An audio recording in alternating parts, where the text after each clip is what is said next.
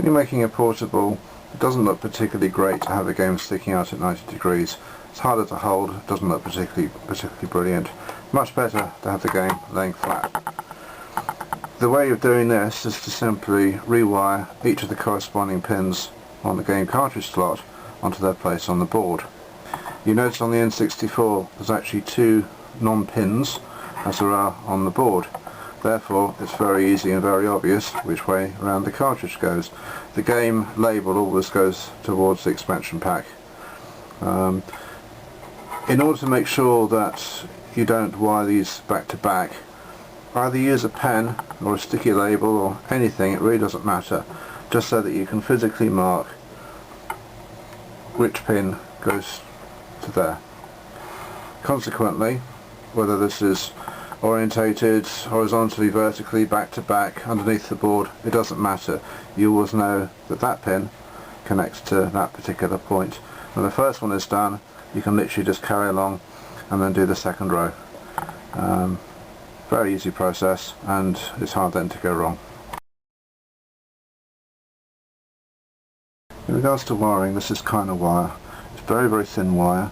It's really probably only useful for wiring to really small connections, because anything more than about that long you start to get interference on the lines, and it can mean that the game either reboots or doesn't work. It's not particularly therefore brilliant for rewiring purposes. Ribbon cable, very easy to get hold of, but it's also extremely rigid. This is a single strand cable, and it's fairly easy for the wires inside to break, which makes troubleshooting an absolute nightmare. It's okay for up to about 6 centimeters, but really there's much better wire out there. Talking as such, this is the general purpose wiring that I use for most things. It's very flexible, very easy to use, and I've used it quite successfully for more than about 8 centimeters, and that's the type of wiring I'll be using for this project.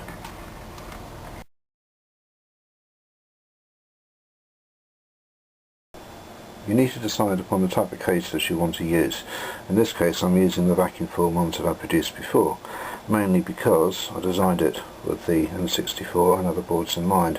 Barely anything actually needs to come off it for it to fit quite comfortably inside the case.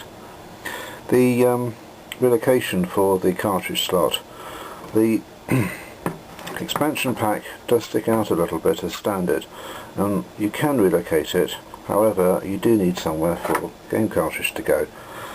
In my view, if you put this against the expansion pack, you can see they're pretty well the same height, particularly by the time you trim this down a fraction. The two metal pieces here are actually quite handy therefore to provide a support for the cartridge to rest on.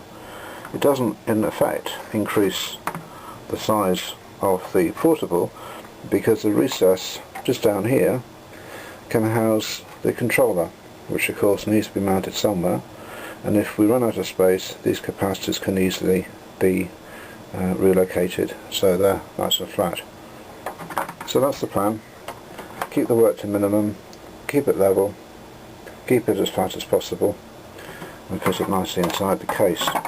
And also in regards with the wiring, again there's no point trying to cram it down the bottom, it needs to be up towards the top.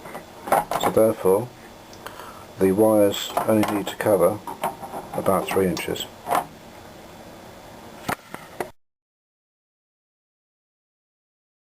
First job is to tin all the pins on the cartridge slot so that the wires connect to them very easily. All you do is to apply the solder straight to the pins.